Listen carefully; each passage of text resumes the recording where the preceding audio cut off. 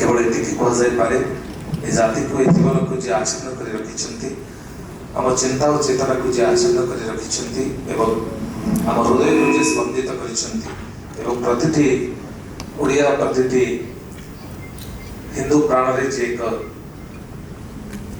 वार्तिक स्रोत जे प्रवहमान करी से अवगाहन करिवार एक विशेष सुयोग दे चिंता और चेतना को उत्तरित स्थिति को नहीं से ही दारू ब्रह्म श्री जगन्नाथ नहीं सिना हाथ पाद आखिर बलक नहीं कान शुणा को कांदा और जंत्रणार दुख कालचक्र वर्तुल नयने सबु से देखती स्थाणुर से गतिदाता गतिर सकती सब कर्मे जाहक इंगित समस्त अलक्ष्य कर्ता दारू ब्रह्म प्रभु जगन्नाथ लीलामय लीलाकृष दारू ब्रह्म श्री जगन्नाथ को नहीं Tales from the land of Jagannatha, Jagannatha is the कथा एक पुस्तक रचयिता है माननीय देवदत्त पट्टनायक का सहित माननीय बालकृष्णन का सहित बालकृष्णन जी का सहित ये आलाप आम समस्त को निश्चित रूपे एक भिन्न अनुभव देव एवं तार भितर जगन्नाथ कर महिमा जगन्नाथ महाप्रभु कर गरिमा विशेष भाव में प्रख्यापित है एक उच्छ्वसित करताली दुई वरेण्य अतिथि को आना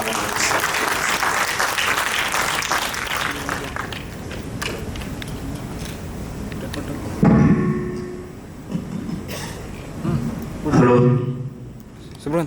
सबसे पुनीतर नमस्कार वादी रो कन्वर्सेशन लो वारू बल्कि yeah whenever I read and then currently I always as an Indologist and as a person basically indulging into this kind of mythology, anthropology, sociology, geography, many things. It is always crossed my mind.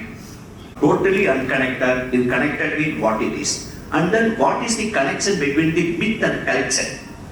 Myth and culture. What is the connection between the myth and history? These three are interconnected, but all dealing with the same area, ultimately myth, because he is a mythologist, and so myth and science versus science, myth versus culture, myth versus history. Suppose he throw lies, it would be nice. Yes, it's important. I think definitions are important, and I think this is better. Okay.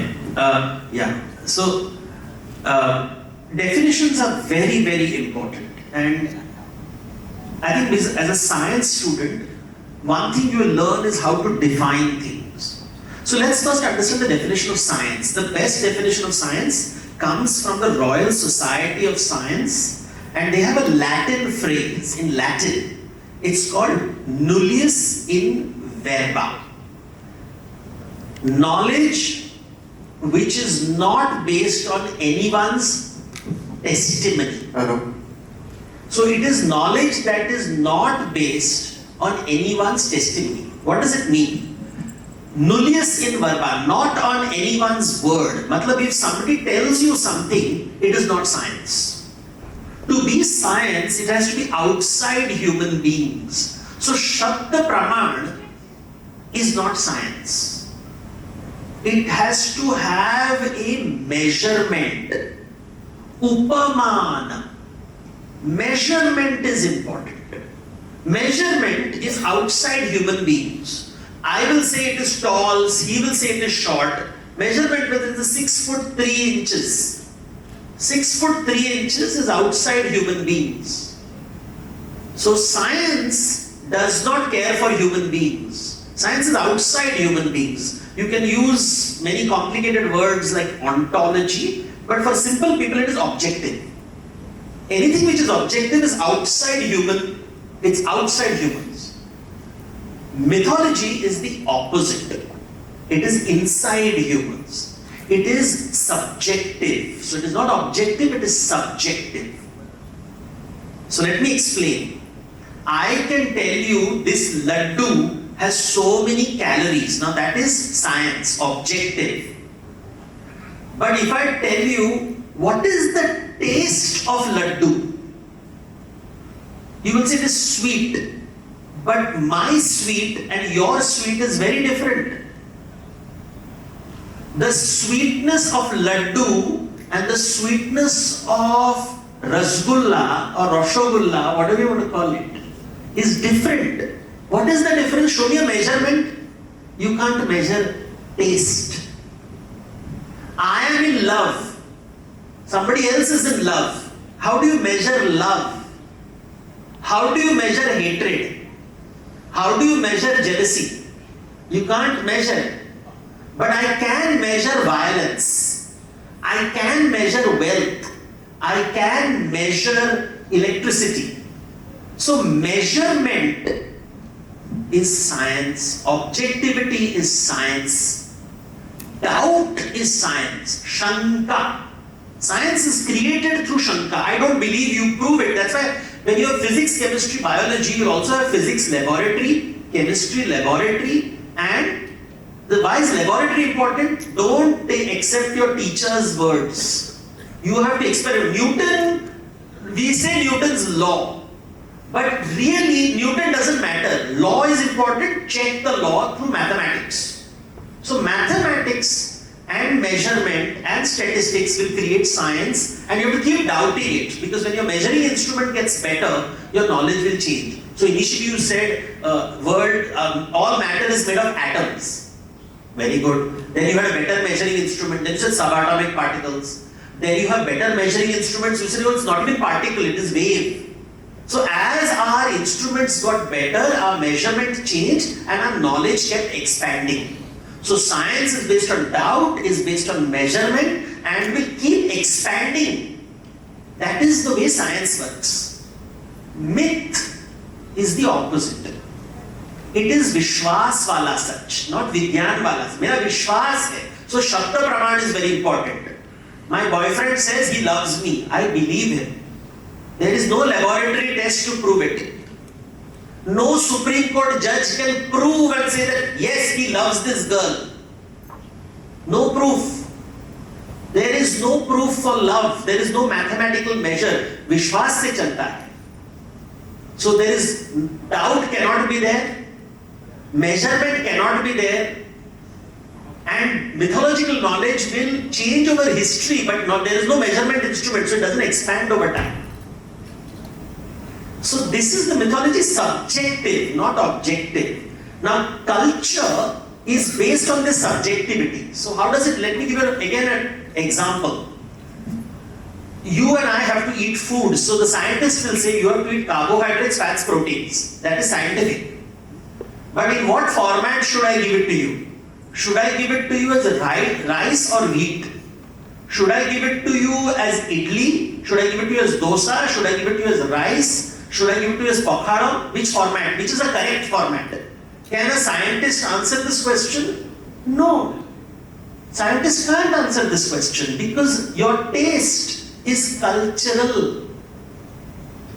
Now there is no scientific explanation why is dosa better. All are carbohydrates, all are fats, proteins, but now culture has come in. Culture is now telling me subjectivity. Should I eat with a fork and knife or should I eat with fingers? Scientist ko pucho. Scientist says I have no answer. No. You can eat this way, that is, so long as you get carbohydrates, fats, proteins, that is important. So science is carbohydrates, fats, proteins. Culture is spaghetti, pasta, poropeta. Very different word. It's subjective. So my culture is always better than your culture. My knowledge is always better than your knowledge because it is subjective. Mo guru is better than your guru. Shabda Praman becomes important. So science doesn't care for people. Science cares for data. Mythology cares for people. Mythology is how you imagine the world. This imagination, how do I communicate? Through stories, symbols, rituals. So stories, symbols, rituals are tangible forms of mythology. Stories, symbols and rituals create culture. Culture is more tangible. I experience culture. When I go to Jagannatha temple, I experience the temple. I experience the ritual. I hear the story. It is my culture. So I have a very good connection with it. But if I take a Gujarati person to Jagannatha temple, he doesn't get the same experience. He said, "Main to samajh mein nahi aata." You take him to Srinath ji, he'll say, "Srinath ji is so nice." I'm like, "No, but you come to Jagannath Puri, much better." He said, "No, Srinath ji is much better." Then a Telugu friend comes and says, "No, please go to Tirupati Balaji temple. Real experience of Vishnu will come." I'm like, no. Real experience is Jagannath Puri. Now culture is my truth, subjective, not objective anymore. So subjective objective is a better way of understanding. Where does history come in? History brings time into the picture. Time. Kala. So the temple, I can see the temple today, but what about 100 years ago? How was the temple managed? 200 years ago, what happened to the temple? 300 years ago, what happened? 500 years ago, what did happen? Time has come in. Once time comes in, it becomes history. So history is not fact. It's fact over time. Imagination over time. Stories over time, symbols over time, even imagination changes. Imagination changes. Vedic ideas are different from Puranic ideas because time has changed. So the history of imagination also changes. Your subjectivity also changes. Knowledge will change. Science will change. What you knew 100 years ago, what you knew 1,000 years ago, so that is how you compare. Sorry, a little elaborate, but it's a very important. Nowadays, we have to explain this 1,000 times because educated people will use words like science is mythology, mythology is science. I have heard fiction writers in literature festivals, sir, telling, we are not historians, but we think, we are not historians, we are fiction writers, but we think we know better history than historians. And I'm like, you can't say this. What are you saying? You're a fiction writer. You are taking away the years of hard work of a PhD history student by saying, I write fantasy and I know more than him. That is not healthy for society.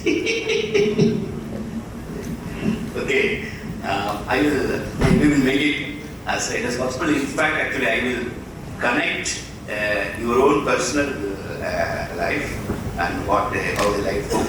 And then the element of something connected with the Jagannatha and some element connected to the overall our society and culture. Number one, let me start with the thing that the difference between the trees and we human. Tree has roots and it doesn't move. Humans have leg and they always move. Moving from one place to another place is biological. Man, you can put the another level. The what you call as history, human history, is a sum total of travels. The genetics is proved that out of Africa. Now instead of calling by this fellow Amako, Samako and all, rather you say M130 is a H10 kind of the haplogroup. It's a time has come. Moochekkurutiri, 100% Moochekkurutiri, genetics. We were doing some work on genetics. Now I am going to again do that. The Pandavasagaru, the Janapurla, my great common ancestor, 7,000 years back. 7,000 years back, Azerbaijan Pakatay, Rohitli. That been identified in Azerbaijan.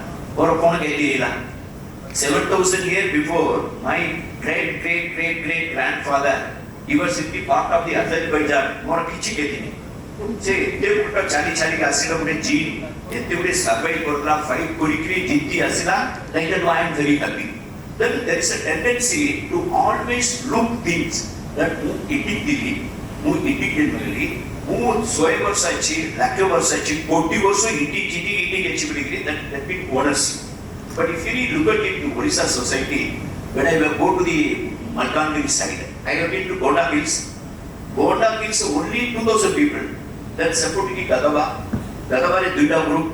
Gadava is Potiachi, Astro-Ostrich speaking Gadava, Padagadava, Augudechi Silur, Sadna Gadava, Setachi speaking Odia, the Dravidian language. Say, getting married to this girl, and then the daughter-in-law cannot understand the mother-in-law's language. That's a very good thing. So there is absolutely no fight. So, but I am joking, I am making it clear that ultimately how these 2,000 Bondas and these Parajas and this Koya people are living together for 15,000, 20,000, they say they are not attacking each other. And their language survived, their language is removed. Coming to Mr. Pattanaik, this Pattanaik's family moved from Orissa route and moved to Chennai, Mumbai. Then he brought up in Vyasi Taudan, Bharati environment, and again trying to retrace connecting with the Indian mythology, mythology. So migration. How I always told that ultimately the human history is made of migrations only. And look, look, I have a tendency, when I go to the Jagannatha temple, inside that particular Jagannatha, I feel a primordial moment. That primordial moment comes from there. I look at Jagannatha as a metaphor. Jagannatha is a metaphor actually for the movement. Suppose suddenly it comes to my mind, Indrajuna story, and then whether he was a Sabar king, and then he got married, then he tried to kidnap that particular thing, and then put a Mahanti Setunayasine. That means the Jagannatha was taken away. The Mahanti, naturally Mahanti says storytelling. The Mahanti says Niyasine, Nila Madhava. Then all these things, then suddenly another story is saying that about Dwaraka side to Sakhi Gopal, so Chanchanga Sigle, Sound Asigo, he should not see back. So if you really look at the story connected with the Jagannath, one thing is stable, and he was on move. Ultimately he came and stayed in Puri, so with war, this, that and all.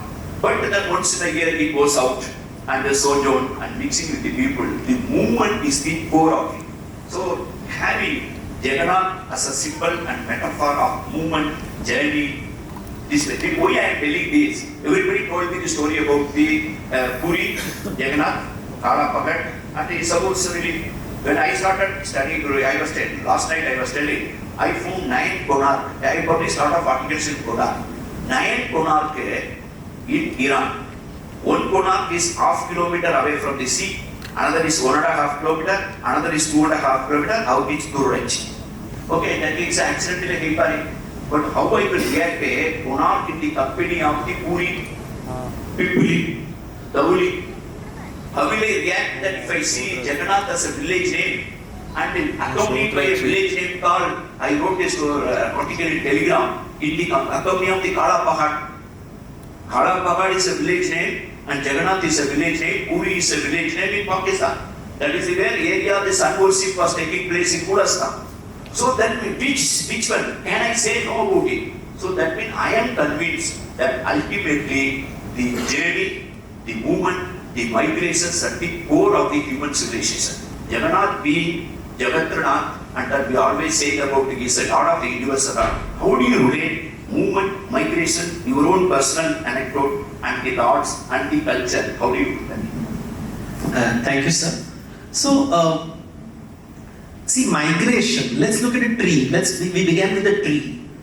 Tree produces seeds. But the seed cannot be planted in that place, right? Because the tree has a canopy. So it will want monkeys and animals to eat its fruit and take the seed far away and plant it. So even the tree wants to travel.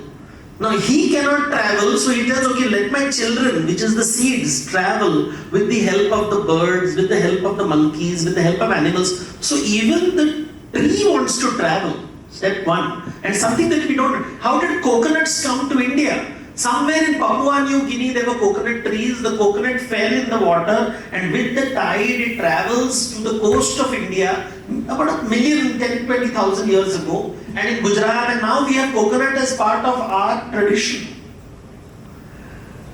I'll tell you something very interesting about migratory practices. Jagannath has no legs, but he likes to travel. So his bhaktas will carry him to his chariot. They will build a chariot so that he can go back to a garden which reminds him of Vrindavan, from where he travelled. He left Vrindavan and he came to Mathura and could never go back. So in Jagannath we say, no, you can go back for a few days. We will build you a chariot. We will carry you to the chariot. We will take you to a garden where you can meet the Radha and the Gopikas, and you can come back from Vrindavan again. That is why Lakshmi doesn't travel with him, because he's going to meet Radha and he's going to meet the Viraha Bhakti. And that is where Chaitanya Mahaprabhu got his visions. So these ideas of travel, see, we are in Odisha, but we are talking about Vrindavan, we are talking about Mathura, we are talking about travel, going north, going south. Look at the way the Bodhadanda is designed, north direction, south direction. Travel is important. Krishna is a traveler. He is a refugee. His house, Mathura, was burnt by Jarasandha. He had no place to stay. He was forced to migrate to Dwaraka. So he moves to Dwaraka and he marries, his brother marries the local woman, the princess from that area called Revati. Revati is the princess of Gujarat, and from Mathura, this man travels. So, look at the Krishna story is about migration. Plants are about migration. This idea of migration, when you say Ravana, Ravana's father is Vaishrava, who is a priest who comes from the north to the south and marries a local princess called Kaikeshi. Agastya comes from north to south. Agastya Muni comes from north to south. Parshuram moves from the Gangetic plains to Parushama Kshetra, which is the western coast of India. Dirghatama is thrown out of his wife by his wife in the Mahabharata. In the Mahabharata, Dirghatama his wife gets bored of him and throws him out. And he is found by a king called Bali, and he has children who create Anga Banga Kalinga. So this story is there in the Mahabharata. So obviously this movement happening all the time. Buddha has to leave his house, which is in somewhere in Nepal, Kapilavastu, Lumbini, Mithila region, has to come to Bodh Gaya to get enlightenment. Then he has to travel to Sarnath. Or look at Odia gentleman, which very few people talk about, was a guy called Padma Sambhava from Sambhala, Sambaleshwar, Sambhalpur, Sambhala, words come, Uddiyana. A man from Uddiyana, probably Odisha, is traveling from Odisha via Bengal to Tibet and creating Vajrayana Buddhism. So, Vajrayana Buddhism cannot be understood without understanding Odisha. Krishna cannot be understood without discussing Dwarka, Mathura, Jagannatha, and then suddenly the oldest references to the milkmaids in Krishna's life come from Sangam literature. Naapennai. And the dance of Naapennai, the cowherd girls are dancing with Mar. And the story is which is sort of similar to Krishna, and is it related, not related, you can argue. But there is a migratory of ideas. So people migrate, plants migrate, animals, horse came to India, elephants went out of India. So potato came to India. Is potato an Indian vegetable? Or Alu is not there in Mahaprasad because it comes from outside, but it is part of Singada. So we suddenly see ideas are coming, ideas come, people come, migration is what creates, and if you don't migrate, the ancients said, travel, go on a Tirthayatra, go to other parts, go see that your village is not a Kupamanduka, don't be a Kupamanduka, don't sit in a village, go and do yatra, go travel. Ram is told, go and travel. Ram is living in Ayodhya, his teacher, Vishwamitra tells him, he is Kupamanduka, he is living only in Ayodhya, I will take him to Mithila. From Ayodhya traveling all the way to Mithila, on the way meeting Tadaka, meeting Ahalya. Travel. If you don't travel, if you don't move, if you don't migrate, you don't learn new things, you will think you'll become Kupamanduka. And I think migration reminds us, human beings don't like being Kupamanduka, so they left Africa and came on in. Hello. I have a probably depending on time available. I have traveled all over the world, in the sense that all over India and many parts of the world.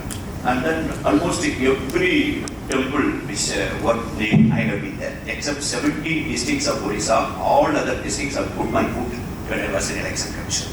Okay, now one important thing I noticed in all these temples, if you really see the important temple, the sanctum sanctorum videre, the god or goddess who are installed in sanctum sanctorum is called Pradishta. They are actually Pradishta, it's established following a ritual. Vedic ritual, Agama ritual, and whatever it is. Either they are made of metal, normally bronze. It's called Chola bronze. In the thing in Nadaraja, is there Chola bronze? Or it's in north, it's called Prastadadu, and then it's in south, it's called Panchaloga. Whatever it is there, it's basically made of a bronze statue, or made of the granite. It's a permanently granite. And then Ajkali, the Swaminarayan Mandir, we know, North India, I have seen that even sometimes they use the marble also, but it's a new thing. But then once the difference is that once this particular metal, which the sculptor maybe making following the Silpa Sastra, he is giving, actually creating that particular sanctum sanctorum ka Nataraja. The moment that statue, the eye is open and Pratishta is done, the sculptor cannot go near the statue. Then it becomes the part of the Kalpagraha. The sculptor has to stand out only. Only the Pujaka will be allowed there. Same thing with the granite statue. Go to Palani or Meenakshi or anywhere else, in Kanchi and all. Then once it is established, Palabhisekam, Sabu Abhisekam, Kalapare, Pradishtapare, Kumbha Abhisekam, but then the maker has to stand out only. In Orissa, in Jagannath temple, I was shocked and happy to see that the god is not made of metal, it's not a bronze, not made of granite stone, and made of wood. And then as a child in Kumagare, actually we used to worship the very tree. See that tree, my father, grandfather will tell the tree something, kukum, chantanu, I mean, they say the tree worship will be due. Then you see the tribal area, sabu, sacred grove, kette jagare, mayuban, chariade, the one sabu jagare, the tree worship, but it's a living tree. But that living tree cutting korigri, no hand, no leg. Suddenly three images were brought, and then the images people deal with this. Every 90 years it's a newly again handled, again they paint. Then every year these people are involved. In Tamil Nadu, the chariot 1,000 year old. 1,000 year ago, a chariot korikri seri jagare rokitime. It is called chariot location. Today bus stand uliya chariot korikri. It's called their mundi. Koridale city roila. Then here every year the chariot is being made. Then what I am trying to understand, this particular consecrator, the person who consecrates, creating a divine king, and the creator who made the statue. Creator is always taken away from the god and the consecrator take over everywhere in India. But in Orissa, the creator is continuously in touch with that. What does it metaphorically and symbolically try to show? Why I am asking this question? Sorry, I am making the question answer because it's more than a question answer, it's a conversation. Why I am putting this question is that I have gone through the history of Orissa.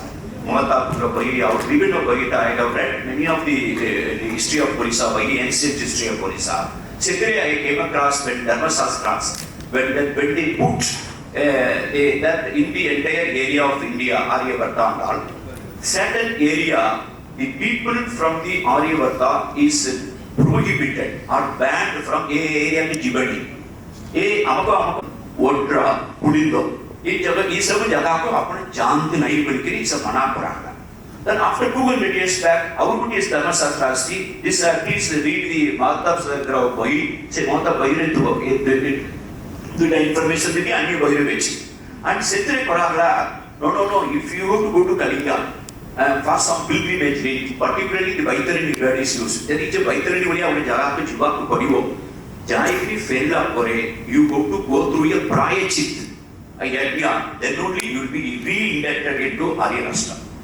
Unfortunately, our understanding of Hinduism today is based on books which were written in the 18th and 19th century, first by Europeans, and then the students who read European books.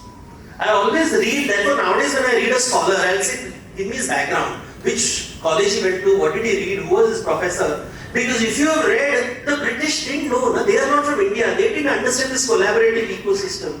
When I am studying, I think, oh, it's collaborative, Khandova is collaborative.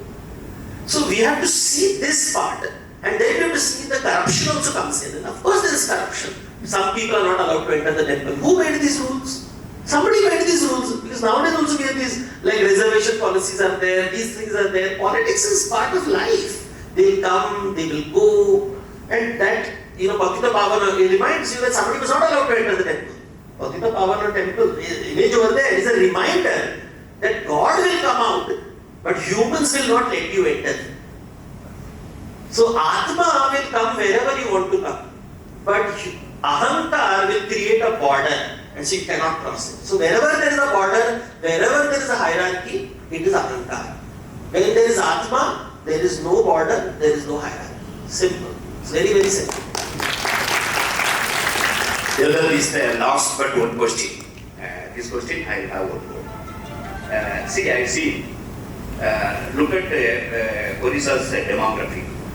The moment you take the tribal, and then the role of women is a very huge in the economy and day-to-day life. Look at the religion of Odisha, the Sakti. I don't think I have never come across Mujajpure Chapire Muarapatri, sub-collector, Napare collector, Puri Jajpur Jibi. These people are always asking, Ajina, a particular festival, Chukiachi. No sir, say, I'm going to ask them. I thought, don't buy a gas, like I go, no sir, I'm going to Piraja. Then actually, I never heard anyone else say, Madam Pandi Prajapta, I started learning what is a Prajapati. So that means there is I never anywhere not seen Prajapati. So imagine Praja. And then, then Sarla, then Vimala, then Patamangala. So that means there is a huge amount of, you go to Kunakre, Koti Jagare, that means the Jagannatha, and then the Shiva, and all together, very Sakti, that whatever you name call it. And then at the end of the day, I have not seen anywhere else that a particular chariot, the deity, the leading deity, traveling with one brother and sister, sibling. This is also unique. And then I have been there, Gunapuri Jiva Rasa Rachana, Subjati Yogini Mandir. Subjati Yogini Mandir, what type of jare? Hirapur. Then output jaga Padagi side rachi Ranipur Jariyan Miki. A Ranipur Jariyan and the Hirapur Subjati Yogini Mandir. On the Kebe, it is a tantric type of thing. Seta, the temple roof natai. This is open to style. In the Roman, they call it a hypa-ethral architecture. A hypa-ethral architecture by India, Duta example, Duta Utsa, put a Ranipur Jariya, how put a Hirapur. And then that is a tantric. So tantric, certificate, and then it is getting amalgamated, and then how important, and then how do you look the subjective 63 yogini worship concept, and then it's a certificate concept, what its root, because particularly I'm asking this question, in Vedic literature not much of female goddesses, and then in the Puranic literature and subsequently coming, our Orissa, the Subjecti Yogini concept and Ranipur Jariyan, Hirapur, and this worship, how do you put it in the larger picture of India and in the limited picture of Orissa and the Jagannath culture? This is a fascinating question.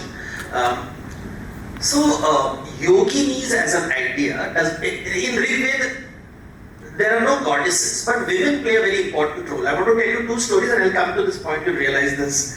There is a story of Lopamudra and Agastya in Rigveda, and Lopamudra is telling Agastya, please pay me attention. I am also important. Please pay me attention. You cannot just live your life on your own doing your yajnas. Look at me. So that is the basic premise of Lopamudra. She is demanding attention.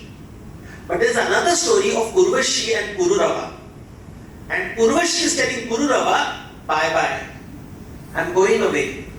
And he's like, don't go. And she says, no, I'm bored. I want to go to another person. I want to go to Swarga, basically, she's saying. I want to go to Swarga. And he says, but we have children. This is a line from the Rig Veda. And she says, you take care of the children. You take care of the children. They are your children also. I am bored. Tata. So you have Lopamudra who wants Agastya's attention. You have Urvashi who has rejected husband. One is coming to the husband, one is going away from the husband. Both these are found in the Rigveda, which means the relationship is, one is called pravritti, one is called nivritti. Nivritti is rejection and pravritti is attraction. But idea is there in the Rigveda. Now let's take this. Now you look at the yoginis. The yogini temple is always circular. Always circular and it has no roof. Which means the yoginis cannot be bound. They will fly away at night. If you trap them and put a cover on them, they will stay in the house and create trouble. Which means do not trap yoginis in one place. She has to keep moving. It has to be free. She has to travel wherever she goes. Now that's circle.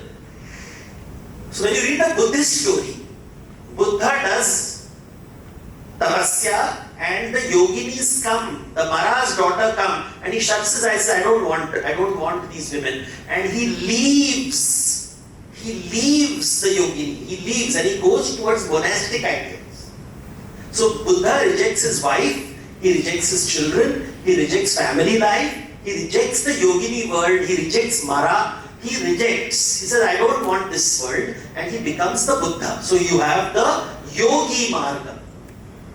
But then you have the story of Shiva. And Shiva's story is of a tapasvi who gets married. He comes into Grahastha Ashram.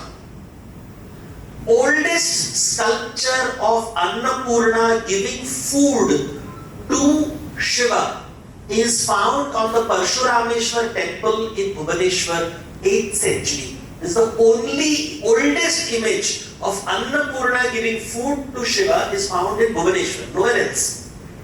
Nowhere else, it's there. I'm surprised it is not there in a tourist brochure.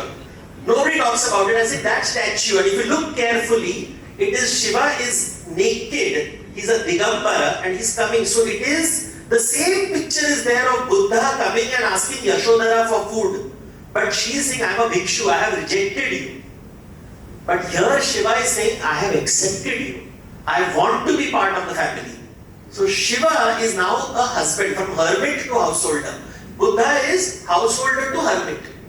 Shiva is, so the older layer of India, now look at history. If you look at history, after the Vedic period, you have the Buddhist period, where the rejection of the yogini happens. Then you have the Shaivite, the Shiva temples emerging. Shiva temples like Parshurameshwar or Shatrugh്നേശ്വർ temple, all these temples, Shiva temples, where Shiva is married god. So you have images of Shiva Shakti on those walls. Shakti is equal. She puts her hand like this on Shiva's shoulder. If you see the statue, she's put her hand on Shiva's shoulder like a friend. We are equal. In fact, Shiva will always keep her on the lap. Why does he keep her on the lap? So that we look eye to eye. I don't look down, you don't look up. We look equal. So you sit on my lap, so we are equal. Now, if you look at tantric imagery, they'll say Shiva dances surrounded by Chausashta yoginis. So yogini, so even in tantric Buddhist literature, you have Heruka. Heruka, the Buddhist form of Shiva, dancing surrounded by yoginis. So circular form, but now in the center, there is Shiva dancing with these yoginis. In the cremation ground. श्मशान भूमि में शिवजी नाच रहे हैं, 64 योगिनी उनके साथ मृदंग बजा रहे हैं. This is what the description. And then you have a new idea which comes from Puri temple. Jayadev writes the Rasa Leela. It takes the Bhagavad Purana story of the circular dance of gopis and introduces Radha in it. And you have a circular women and Krishna in the center. All these women leave their husbands. They leave the family and they come to the forest secretly at night to dance with Krishna in a circle. So you have the yoginis, independent yogini temples. You have got Shiva surrounded by yoginis in the crematorium. You have got the gopikas with Krishna in a circle outside the village. All the three circular yogini images are outside the village. The moment you go inside the village, circle will become a square, a grid like the Harappan cities with a courtyard. Courtyard is always square. And in the courtyard, the freedom is gone. The woman is a wife, woman is a daughter, woman is a sister. She is not an independent person. So yogini architecture tells us about Lopamudra, who wants to go to the husband, but it also reminds us of Purvashi, who leaves the husband. That's how you understand the yogini culture of India.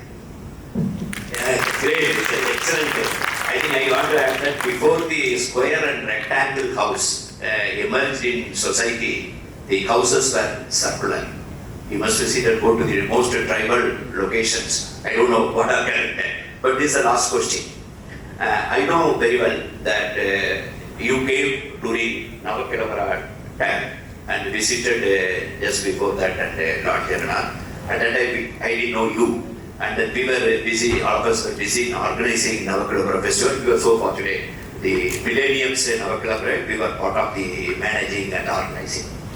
Now, having said that, when you bought a house, then you came. The Thanksgiving, you felt so good that you came to have a lesson. You wrote a book. I've seen one photograph. You were taking your books and to the temple and thing. So whether it's a temple, Navakilavara, whether you are buying house or something, you come to Jagannath, if you are in Mumbai, then I want to ask the same question in two parts. What does it darshan means to you? That means darshan means something to me. I just a very personal kind of thing and all. And also, maybe in different temple, I feel different way. Personally, if I go to Tirumala thing and all, everybody say will be so much thing. I go with my family and all. Generally, they will go on the 1 second and all. I will come out and then look at that particular, what you call that, golden Viman. And then one particular location, I will just keep seeing it for 10-20 minutes. And that is, then if I go to Meenakshi temple where I am born and brought up and studied and all, everybody will just go to the Sanctum Sanctorum. I just go for Sanctum Sanctorum. I will come and sit down in the stair of the Putramari Kulam, which is called Lotus Pond. There I will be just sitting there and looking at the sky for 10-20 minutes. So darshan in different location means different thing for you. So what does it Jagannath darshan means to you? Number one, yesterday you went to Jagannath darshan, I know that. Evening you came there. And then you must have seen that the Jagannath Puri is undergoing a huge transformation, and including our people know that even this Gurdwara, where earlier I had gone, and now what does it now look like, and then the entire area is being now cleaned up for the new millennium. So how did you feel? Because you will keep coming to your thing. First, your idea, concept of darshan, and then how did you feel yesterday? That's the thing. So, you see, darshan, to understand darshan, there are three parts. Darshan is, and we'll come back to the first question on science. So, when you do darshan, and it's a very Indian thing, when we don't go to pray to the temple. It's a wrong English translation. Nobody prays in a temple. You pray in a mosque, you pray in a church, you do darshan in a temple. You go to see God, and every God has big eyes. Because you want God to see you. So who is doing darshan? Am I doing darshan of God or God doing darshan of me? That is important. It is like going to your office, sir. I am looking and I am sitting outside and I am like, will sir do darshan of me? I have come to do darshan of sir. When will my problem be solved? If you do darshan of me, my problem will be solved. How will you know my problem? When I do darshan of you and tell you my problem. So there is a relationship formed. Darshan means a relationship. I look into your eyes, you look at, I want Raja's darshan, I want my wife's darshan. Does my child talk to me? Nowadays, children don't talk to parents because darshan karo yaar, mere se baat karo. Darshan, we want, look at me. Everybody does look at me. So looking has three parts. There's drishti, divya drishti and darshan. Drishti is looking at measurable things. When I see you, what do I see? When I see the king, I don't see the king. I see his sword. No, Raja को नहीं देखना, Raja का तलवार को देखते हैं ना? I look at your position, I don't look at you. So that is drishti. Drishti is देखो, what are you looking at? A rich man's wealth, powerful man's power, educated man's education. That's drishti. Divya drishti is when you start looking at him as a subject. When you say that who is this person who is holding the sword? Who is this person with the knowledge? So I do darshan, I'm curious. I'm curious about not the IS officer, but the person behind the IS officer. IS officer is a position. Person is important. Who is this person? That is Divya Drishti, inside, from sight to inside. So from objective to subjective. But you are subject. I see you. Now I see who are you as a person. What are your hungers? What are your insecurities? What are you seeking? What do you want? I see this person. That is Divya Drishti. And then I do darshan because when I see him, I realize something about myself. Oh, he's insecure, but I'm also insecure. She's insecure, but I'm also insecure. She is hungry, so I'm also hungry. So that is why if you see the images of Shiva and Parvati, Parvati always holds a mirror in her hand. pratibimba. It's very important when you do Vaishnava rituals, after the god is dressed up and you do the Sola Shringar, you have to show a mirror and go up and down, because pratibimba, I have to do drishti, divya drishti, and then darshan. I have to see what you have, I have to see what you are, and only then I will understand who I am. This is darshan. So Sudarshan Karo. So Sudarshan in his hand is, when you suddenly see, oh, this man is like a monster, but he is a human being with fears and insecurities. Oh, I can help him. So now you start doing Sudarshan. You realize that everybody is insecure, everybody is hungry, even the richest and most powerful person, and this is experience. I have met the richest people in India, I have met the powerful people in India, all hungry, all frightened, all looking for mummy to take care of them. That is Sudarshan. When you don't get frightened of them, but you say, I'll take care of them. This man is insecure, let me take care of him. And you realize that, and that is when Sudarshan happens, and you understand what it means to be. That's why Chauka Doda, the round God who realizes the wheel, what is up will come down, what is up which will come down, and he doesn't have eyelids. So he can see you all the time because he knows you're insecure. At night also you're insecure, at day also you're insecure. He will take care of you. Even though he has no hands, no legs, he will still take care of you. So you have a God who says, I have no hands, I have no legs, I will take care of you. We should be capable, we have hands and legs, we can take care of better people. That is Sudarshan, that is Jagannatha culture. So that's my understanding. Yesterday, so for me, yesterday was very, very important because, when you have, every time you visit a temple, I come back with new knowledge. So I have come to the temple with new knowledge now. And I don't just see the darshan of the temple, I also do darshan of the temple. For me it is important to see the Ganga and Yamuna statues. For me it is important, you don't get time because everybody is rushing and the flag is being hoisted. I am interested in seeing the Ganga and Yamuna statue. I am interested in seeing the lion on top of the elephant. There is an essay over here on lion on top of the elephant, which you see, why is it there in front of our Mahabhimala temple? For me, that is the darshan, and I'm curious about why is there erotic carvings which were broken, and it's there, right there in front of you. I remember seeing that, and then entering the temple, and then seeing Jagannath, and then of course then you do the proper darshan, and you see the deities. But darshan is looking at everything. For me, that is important. So when we finished the darshan, the gentleman was helping me. I said, he said, so I went to see the mother. I said, I cannot see the mother and not see Lakshmi. Because when सास और बहू के बीच में थोड़ा लड़ाई हो जाएगा, मेरे घर में प्रॉब्लम हो जाएगा. So after Jagannath, so you see the brothers, sisters, then you go to see the mother, and then you go to see the wife, and everybody is happy. You have to visit many people, and that is all. This is darshan, because you realize your own life is not. You're not alone. Your brothers and sisters, your mother. I have a partner. I don't have a wife. I have a partner, and so that is what life is all about. Life is about relationships and darshan. And seeing this. So for me, yesterday's experience was, just feeling that energy. You have so many thousands of people and they want you to, many people recognized me and they say, sir, can we have autograph? I said, Bhagwan ka darshan karo na, mera darshan kya kar rahe ho? But I can understand what they want. I mean, I'm a bit of a public figure and you have access because I know people and I can get access. And then you realize that, the world, that is darshan. Now you do Divya Drishti and everybody doesn't have access.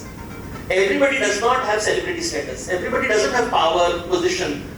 I have it. What am I doing with it? If I don't distribute it, then I will create this Swargaloka where there is always Devasura Sangram. I will not create Vaikuntha where there is milk for everyone. And we have to work towards creating Vaikuntha. Swargadhar to Vaikuntha Parant Jitu. I mean, Swargadhar dekho, but I have to say, go to Vaikuntha inside. That is where the magic is.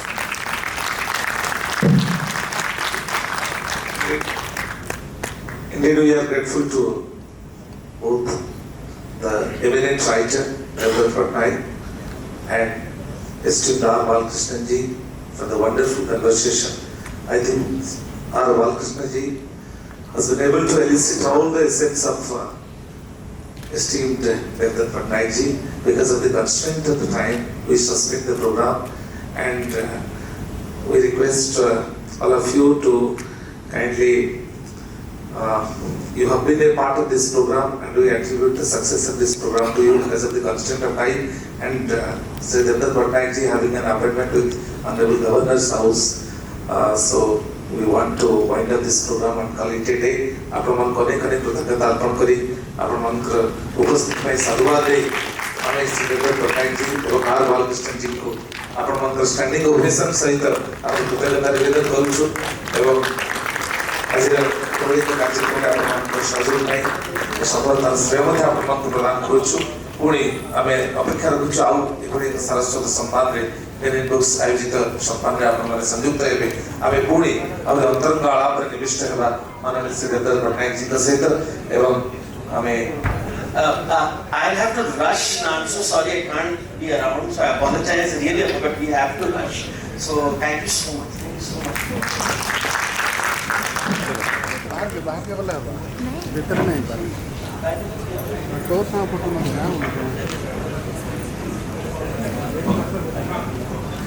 Yes, sir.